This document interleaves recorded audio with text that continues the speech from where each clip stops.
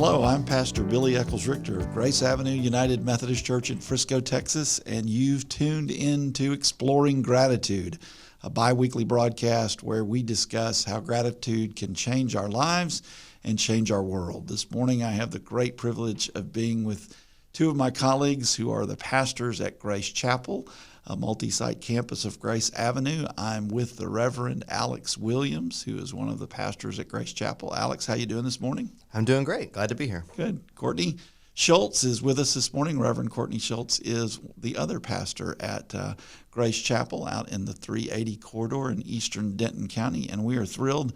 I think this is Courtney's first time on the group podcast. So, Courtney, we're glad you're with us today. Thank you. Glad to be here. So we are moving ever closer to the time of Thanksgiving. Last week we talked about the holidays and how we manage some of those expectations. But coming up on Thanksgiving, we see a rush of a couple of things. One, we see a rush of families coming together around a Thanksgiving festivities or a meal. And then we see everybody rush out to go start buying stuff. So it's this ironic thing of Thanksgiving on Thursday, Black Friday on Friday, where consumerism sort of takes over. We also know that really Black Friday begins for a lot of places now, even back on Thanksgiving. So I just want to explore that today. We're going to talk a little bit today about gratitude and the use of money and generosity in our lives. And so I want to just start there and get some kind of quick opening comments from the two of you about how you feel about this juxtaposition of Thanksgiving and Good Friday. You know, it's interesting to me because when I was younger, my mom and I used to do the Black Friday thing after Thanksgiving, and it was a much slower pace Black Friday than we have now. We enjoyed the gathering of Thanksgiving together with all of our family, and then we'd go out and start our Christmas shopping on Black Friday, which is really an extension of our gratitude and into our generosity leading into the Christmas season. But in the last several years, we've stopped doing that because everything has been pushed forward to Thursday and the early before dawn hours of Friday. And the mania has really moved from it being a time to extend our gratitude and generosity into our Christmas season and into this kind of consumerism, get the best deal, fight for the first place in line. So it's shifted for me over time. We were never into Black Friday as a family or any of my friends that I know of. And so Cyber Monday is a different story. And I think for me, having sales is fine, and I understand that. And I'm sure we're going to get into some of the consumerism and how that's driving kind of a dark part of our society. But I don't think there's anything wrong with having sales, and I'm hoping that more of the online shopping takes the sort of violence element out of what Black Friday has devolved into in a lot of cases. But for me, Thanksgiving, if you're talking about just non-religious holidays, when you're in the realm of like Santa and the Easter Bunny and 4th of July and Thanksgiving is by far my favorite holiday. It's football and food and sleeping, and it's all of my favorite things. And I am grateful that Black Friday was never really a part of anybody I knew because it never encroached upon my favorite holiday. And I've already got to defend enough turf as you get married and do different things where it's not your Thanksgiving dishes anymore, and you got to, deal with everybody's favorites, and they want quote unquote real cranberry sauce. Real cranberry sauce is ocean spray out of the can. It's the jelly. You slice it on the line. Yes, it's not Thanksgiving without that. And so, but I'm so grateful for Thanksgiving because it's my favorite holiday, and I guess I'm just glad that Black Friday has never creeped into that in any of my circles. Yeah, and I would just say for me, it's just such a weird transition that happens so very quickly. One of the things that I love about Thanksgiving is gathering with family. But in most of our Thanksgiving celebrations, everyone brings something, right? Somebody brings their favorite dish or somebody else's favorite dish, or even I've been in groups where we cook together at the house. You're standing side by side in the kitchen with people you would never prepare a meal with. And so you're there on Thanksgiving, and it just has this wonderful sense in which everybody is bringing something, and you share in all the things you're grateful for. And then the very next day, it's like, we got to buy stuff. and we got to buy stuff now, and we got to buy stuff in competition with other people who are buying stuff. And I just wonder if we could talk about that just for a moment, about where does this need to suddenly just flip the switch and start buying everything, that somehow it is interesting, because we live in a world now that sort of says, in order to be a really good citizen, you got to buy stuff. That keeps our economy going, and that's what keeps us strong. So can y'all speak a little bit to that, maybe from even a spiritual standpoint, about what goes on when we go from this moment of let's all be together and kind of offer what we have to, oh, let's get out the next day and fight with one another for the best deal? I think for me, it's always a confusing time, especially after I got married and just doing different family Christmases and the different traditions. Is there's always a different level of expectation for how much stuff is enough, whether it's decorations or presents or what have you. And I remember growing up, there were some Christmases that were really lean and some that were very bountiful. And now as we go to different families' houses, the expectations are different. You know, in some places it's 1 or 2 gifts per person you try to get. In some it's overloading. And now we have kids, and it's the gift proportional ratios are all, you know, just about the kids. So that takes some of the pressure off of all the inner dynamics. But it's so weird for me going into that system, because every season you feel this pressure to buy a bunch of stuff, to be a good citizen, to participate in the craziness. You don't want to pass up the sales. And then I have all this anxiety about, have I gotten enough for someone? Have I gotten a commiserate amount of gifts, you know, for whoever is going to give me something? And so for me, a lot of the anxiety comes around the expectations of how much is enough, whether that's from society or from family members or just my own personal concerns. I have a hard time judging the appropriateness of that. And then comes the guilt of, I've spent all this money on myself and my family, and, you know, it's supposed to be a season of generosity and, you know, remembering this gift that God gave to us. And it gets very easy to feel bad really quickly in the midst of all that, especially working in the church. It gets conflicting messages fast. That's interesting, because what you talked about is this reciprocity in gift giving that happens at this time of year, which is not actually then gift giving if we are expecting a return. That's an interesting thought. Also, that would be gift exchanging. Correct. Yes. Right. And dare I say it, that's almost quid pro quo. Yeah. I'm sorry, Courtney. That's okay. No, I mean, that also makes me think about too, though, that you're talking about the gift giving, but the Black Friday consumerism that happens when people go just to say they got the best deal, even if it's something they don't actually need, or maybe they don't even want. And then the extension of that, of the people who are going out and they buy up those hot toy items at the low price on the sale times, and then they flip them and they put them on the internet for way absorbent prices that most people can't or won't buy, but some people do. And just this whole concept of consuming for the sake of consuming, and then gift giving but not giving, exchanging, that happens in that month's time between Thanksgiving and Christmas. So I think in the midst of this, one of the things people may start to hear us say is that, oh, we just think that money is bad and that all of this buying is terrible. And it's obviously a lot more complex than that. I find myself kind of like you, Alex. At times I get very confused about, okay, when am I being self-indulgent or overindulgent, and when am I really just doing something out of a spirit of generosity in the season, and I love these people, so I'm happy and feel great about having the opportunity to give. So it might help us to just kind of drill down a little bit even on our concept now just about money. So there's a mistaken notion. Sometimes you will hear people say that money is the root of all evil. True or false? False. False. Okay, tell me why. I've always heard it's the love of money. It's the root of all evil. Okay, meaning what?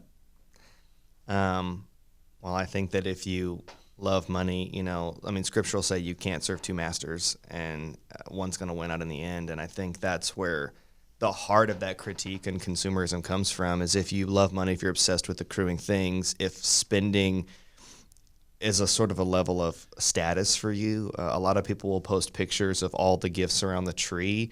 And the caption is always something like, our beautiful family holiday or something, but it's a little bit of a weird flex about how many gifts they've gotten and how nicely they're wrapped and how they all coordinate. And so I think it plays into that. If you love money, if you're obsessed with it, I mean, that's where that greed and selfishness, it drives a lot of things. And we use money as sort of a placeholder for greed and selfishness. But I think that's where I think that why it comes up during the holidays a lot is people seem to obsess over it because you have the ability to measure it and compare it to other people a lot more directly, because you don't know how much somebody earns, but you can see how many presents are around their tree or how nice their house is decorated. And it becomes a much more clear way to show that competition. Yeah, you also hear people talk about retail therapy. So love of money expresses itself that when I am down or sad or struggling emotionally, then I go out and buy, and that gives me some sort of return. And you think about how that cycle will really just keep people in that place, because eventually that wears off. Whereas if we seek our God in that, seek our faith in that, our relationships in the faith community, those things are going to be much more substantial and long term than retail therapy would be. I also think the difference between money being the root of all evil, or love of money being the root of all evil, is that I've seen money put to use for very good things in the world. I just got back from Juarez, Mexico, where I watched a single mother have a house built. Her daughter, who's 10 years old, helped right alongside us. Money did a good thing in that moment. I visited a soup kitchen where 24 children were getting a hot meal. Money did a good thing there too. So that came out of people's generosity and their love for others rather than their love for money. Interesting idea about retail therapy and maybe a different kind of therapy in terms of just generosity and being able to really give away. We have this interesting expression. I'm always amazed at how many things that are expressions in our world that actually originate with the Bible. So we've often heard the expression, you can't take it with you, right? You came into this world with nothing, you leave this world with nothing. And I realized this week that actually is from the Scriptures. So in 1 Timothy 6, we see Paul talking to Timothy, and he says, "But godliness with contentment is great gain, for we brought nothing into this world, and we will take nothing out of it. But if we have food and clothing, we will be content with that. Those who want to get rich fall into the temptation and the trap, and into many foolish and harmful desires that plunge people into ruin and destruction. For the love of money is the root of all kinds of evil." So money itself is not bad. Dave Ramsey says oftentimes that money is amoral, and that it can be used for good, as you described, Courtney, or it can be used in a way that can become very destructive. So it's not the money itself, but it's the love of money, or how we use money to make ourselves feel good. That's one of the reasons I'm so struck by this idea of retail therapy, that, if I just get stuff, it'll make me feel good, but that is so temporary in the midst of how we understand our lives and what instead God provides for us. So those of us sitting around this table are good Methodists, and we stand in the heritage of a man by the name of John Wesley, who lived in the 18th century in England. And one of the things that Wesley was known for was his use of money. And one of the sayings that Wesley is known for is this idea that you should earn all you can, and then you should save all you can, and then you should give all you can. So I wonder if the two of you might just take a moment and talk a little bit about your understanding of what Wesley was instructing us with that saying. Well, I think for us, we live in a capitalist society. We live in a consumerist sort of culture. And we can spend our time trying to reorganize that, or we can spend our time trying to figure out how to exist in our own system as Christ followers. And so that's where Wesley's words really speak to me. We can earn all we can in our culture, our society, and our system. And then to be able to be responsible stewards of that and be generous with that and give away as much as we can to help other people engage in the gospel, to help other people have their basic needs met. I think that's the way we can operate in our world and be faithful to who we're called to be, and to help us stay centered so that we don't love money, but we stay in love with God. I was thinking about this the other day because I've noticed 2 points of this where I think people struggle with or get criticized for. The earn all you can is usually not up for debate. Anybody's happy to earn as much as they can, but the save all you can is something that I've noticed in the area where I live, and people in our church is we have this need to try to keep up with the Joneses. If in appearance only, that may be what it is. And the number of people that I've met and talked to that they may make, 6 figures, even decent 6 figures, but they're so leveraged out. They've spent it all on their house or their mortgage or their cars or whatever. And so I've heard very well-meaning people come into the church in our context and say, I want to give, but we just don't have any money left. And there's this false reality that it's like they're the victim. Well, I just don't have any money and I'd give if I could. But, there's tens of thousands of dollars coming in out of their bank account every month because they've chosen to spend it in different ways. And so I think there's the consumerist culture and the status-driven culture that we live in, at least in the suburbs here in Texas, is we have trouble saving all we can. We immediately spend it on status. And then I think in the give all you can, some people fail there, so they feel like they don't have any to give. And then now we're having a criticism on the other end of the spectrum in our country with some of these wealth tax proposals and our political campaigns and the conversation around, is it moral for the concept of a billionaire to exist? That's an interesting conversation I think is happening in our country right now. And you get this criticism of people, even if they are very generous, that have saved so much money. It's like there's a point now where though saving is a great practice, when it crosses some sort of threshold, then it starts to be a conversation of, are you hoarding? And when does saving turn into hoarding? And how do you kind of come at that in different ways? So I think it's interesting how you got to do all three for it to kind of be the complete hermeneutic circle that Wesley wanted it to be. And I think we fall apart in different places of that for different reasons. And it's easy to criticize somebody who's doing a different part of it wrong when you're probably doing a different part of it wrong. But I think it has to be all three. So one of the things I appreciate about Wesley is that Wesley, I believe, practiced what he preached. And one of the great stories about Wesley is this conversation about standard of living. So when he was in higher education, Wesley figured out what he needed to live on. And gradually, as he started making more and more income, he continued to live off of what he made or what he earned when he was in higher education, and then he gave the rest away.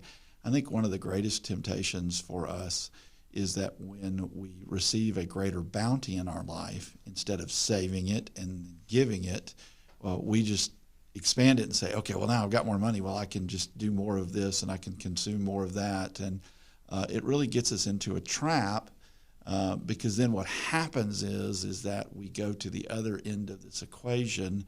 And it's kind of an interesting one to talk about in relation to Thanksgiving and bounty and gratitude. And that is the attitude or the spirit of scarcity. That Alex, you brought it up even as you talk about people saying, well, I feel like the victim because I just don't have any money. Well, we have money, but it's all allocated in different ways, or we've committed it in different ways. And we get trapped very easily into this conversation about scarcity. And so then we either oversave or we overspend. And in the process of that, it's very easy to just believe that the real God we worship is the God of scarcity. I wonder if y'all might just say a word about how you've observed scarcity in our world and in people's lives around us today.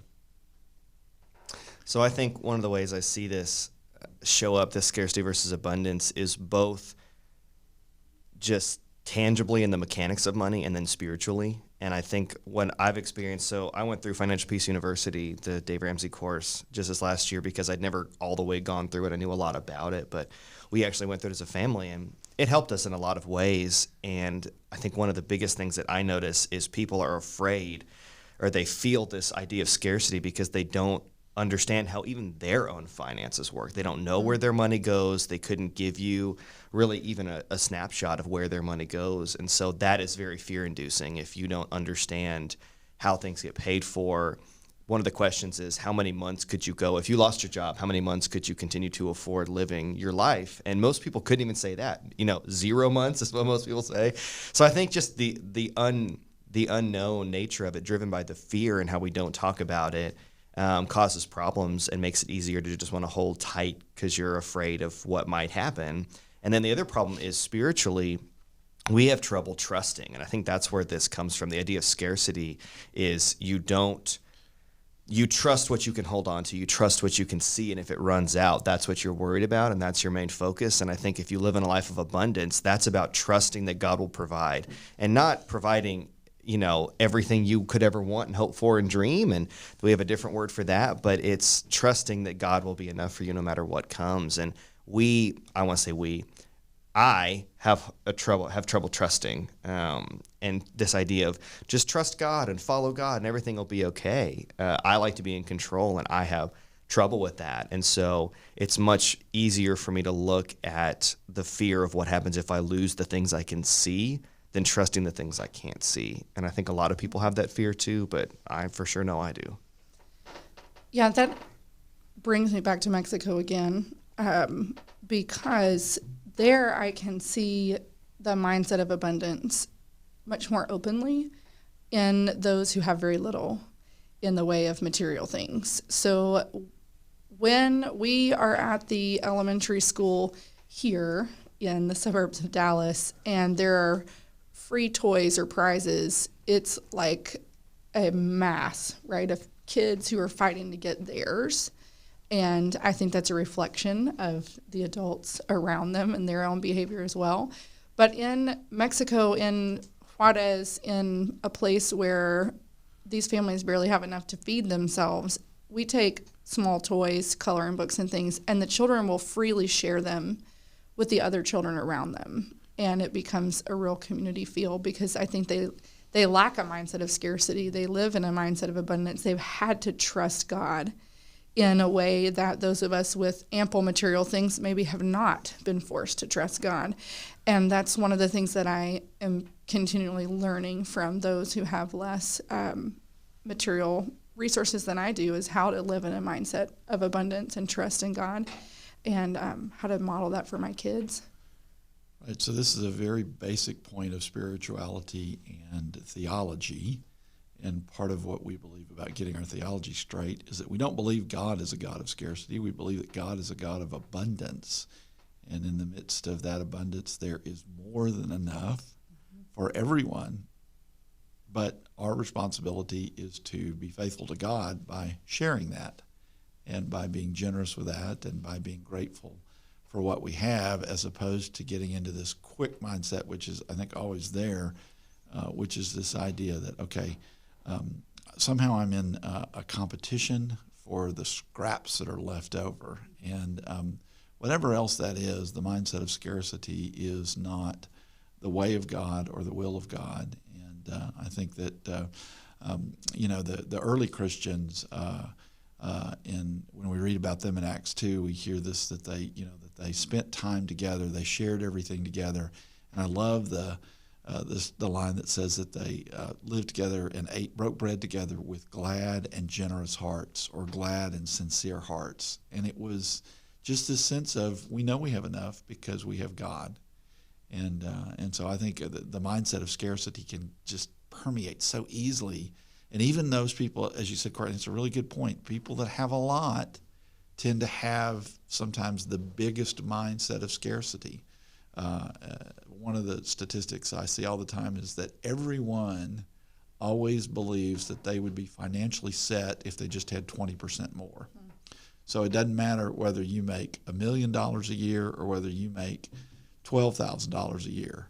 the belief always is, if I just had 20% more, then I would be financially secure. So the millionaire sometimes doesn't believe they're financially secure, and the person that's just living right at the poverty line doesn't believe that either, because sometimes we so easily buy into this mindset of scarcity.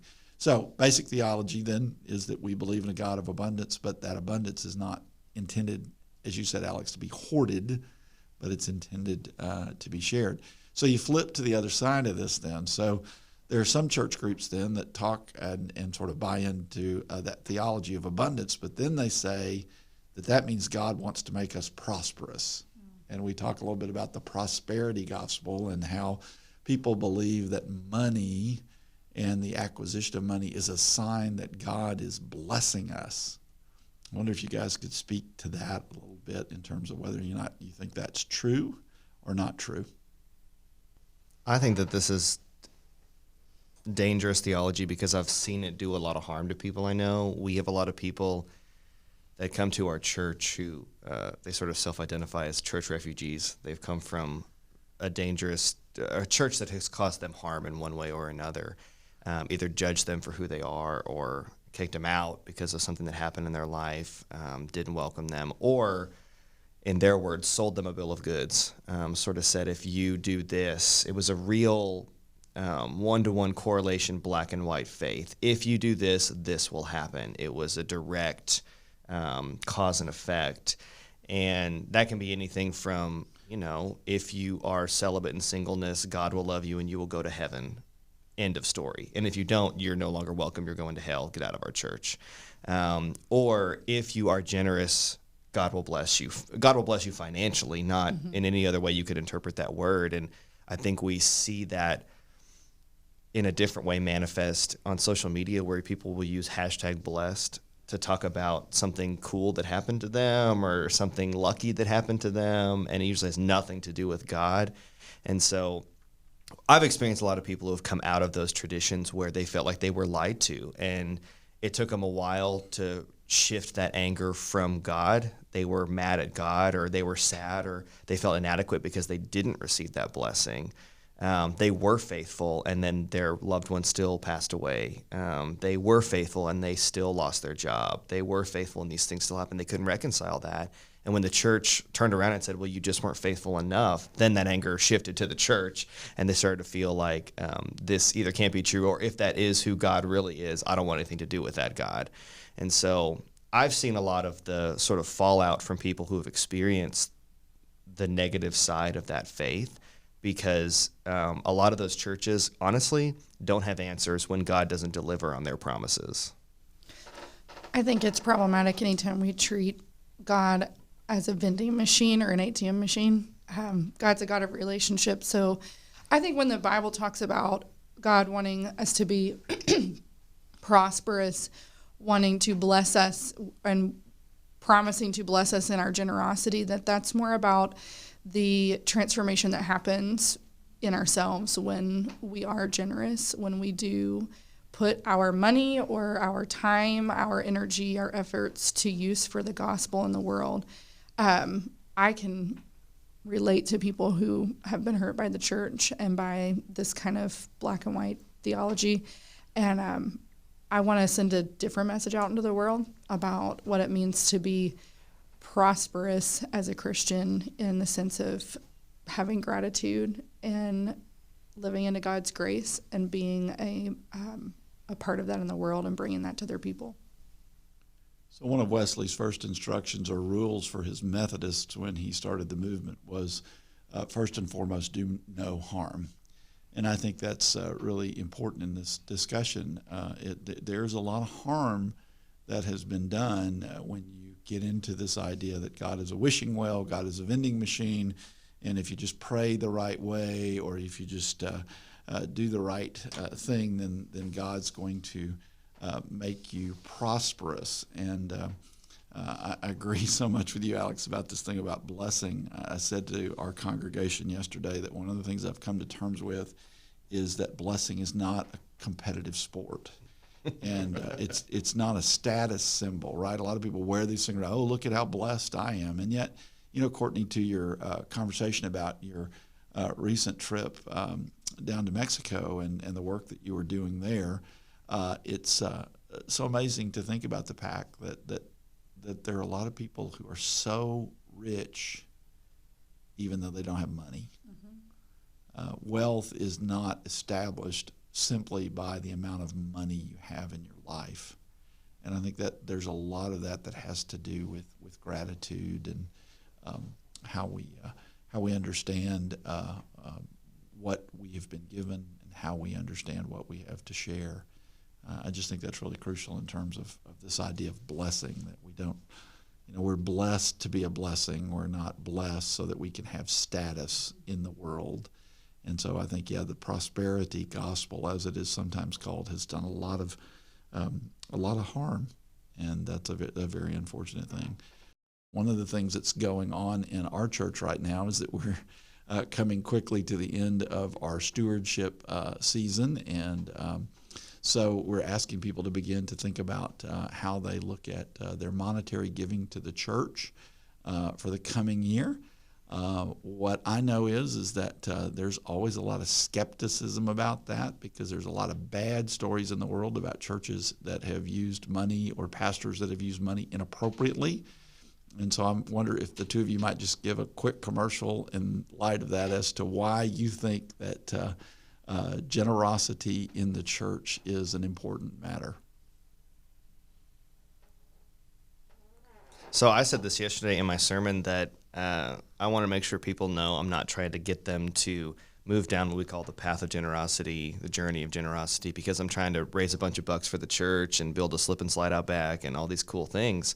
I'm not buying a private jet. Those guys really give us a bad name. But we try to be as transparent as we can with our finances. And what I told him is I believe that God will provide for our church, and I have faith in that. The reason I'm so serious about this with people is because of what it's done in my life and what I know being generous can do for your soul. And when I was growing up, I'd hear words like tithe and 10%. It was a joke to me. I was like, yeah, whatever. Who can ever afford that? And it just seemed ridiculous. And I constantly tell people, if I can get there, you can get there. I am the most no-budget impulse shopper you're going to find. And so there are tools that help you do that. And it's not just about putting the work in, but it's the joy you get out of it. And I can't overemphasize this to people. Just try it. There's even a scripture that talks about that. I can't think of it off the top of my head, but it's essentially put me to the test, see if I won't respond so extravagantly if you will just do this. And so that's my plea for everyone, because I've seen how it so transforms our life, to know that a good chunk of our income now is going to something bigger than ourselves. And our society and our culture is so focused on not only the status and the resume and our legacy, but it's just surviving. If I can just get through the week, pay all my bills, I can get to the next place. And if I can just get 20% more income, if I can just get to this next promotion, a lot of it's just about survival. And in a lot of ways, we're not producing or creating anything that is not directly about us and our family. And I think when I'm able to look and say, we are making a difference in our community, we are helping to create a space where people will come to know God, and that may change their life, because it did for me. I mean, I grew up in the church, and because there was a youth group provided and a youth director paid for, there were people who spent that time and energy on me to recognize those gifts I didn't even see, and then fostered me through and helped me pay for seminary and all those things that take money. People were generous with their time and their finances, and that fundamentally changed my life and led me to where I am today. And the more stories like that we can tell, we can remind people this is so much more than just paying for the electric bill at the church. This is so much more than trying to raise somebody's salary or do something that you think is shady or greedy because you heard some story on the news 10 years ago. It's about changing lives, and it's the lives that the money goes towards that it changes, but more than anything, it's the lives that are changed from the people who are generous. And if you've never done it, just try it. I'm telling you, it will affect you, it will have an impact, and it will change you. And if you don't believe me, try it. Yes, I think for Chris and I, the journey to tithing and beyond has been so transformative, just to watch how what we are a part of has changed so many lives around us. And so for where we are now, I would say our mission is to eradicate homelessness in whatever form it presents itself. And I don't know who can't get behind that. and to put your money, your finances into that mission.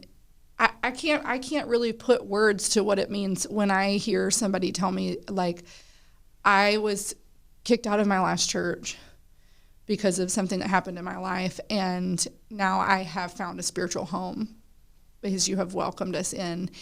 I want to put money in a place that's doing that for people. Or when someone says, I feel like I have no friends, no connection. We moved here from out of town. We have no family.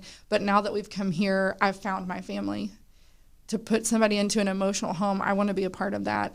And then to be in Mexico literally watching a physical home be built, I want to put my money behind that, because these are places where this resource that I have can actually change people's lives, save people's lives, and that God will work through that generosity to bring about a kind of grace and compassion and mercy that I'm not even capable of understanding myself. So it's not so much put your money where your mouth is, it's put your money where your mission is, or maybe more to the point, put your money where God's mission is, and how we participate in that. You know, I agree. That's one of the common things around this table is that generosity really changed my life, and Laura and I together, it changed our lives. For a long time, I just saw generosity in the church as something that was very transactional, right? It's this for that. I got to do this, so this will get done, and it was always seen as a transaction. And when there was discussion about taking another step of generosity, it always seemed like extraction, that I want to take something from you and get something out of you. And that can be a really hard discussion when people approach it that way. And then there was a point at which, and again, I go back to John Wesley, this point at which I realized that generosity is a means of grace. Just like praying, just like reading the Bible, just like going to worship and celebrating the sacrament and doing acts of goodwill, that generosity, the giving of myself, the giving of my resources, is a gift from God. It's a way I access the goodness and the grace of God in my life. And once I started doing that, it didn't seem like it was such a burden anymore. It didn't seem like an obligation anymore. It seemed like a joyful thing, right? We get this notion that God loves a cheerful giver, and I think part of that is not, hey, put on a happy face. It's really explore to the depths, like you were talking about, Alex, explore to the depths of what God can do if you're just willing to trust and lean into that. And so I just think for me, when I got to that place that I realized, oh, this generosity thing is a transformational thing. It's not just simply a transaction and exchange that I'm doing with God, that really began to make it look very different in my life. So we're prayerful about that. Well, this has been a great discussion this morning. I appreciate the way in which we've been able to kind of lean into this. Obviously, this is the tip of the iceberg of a discussion like gratitude and money. But thanks for your time this morning. It's been a lot of fun. Appreciate the conversation. And we appreciate everyone that's been listening to these podcasts, and just want to say thank you this morning. We are grateful for you as you have tuned in to Exploring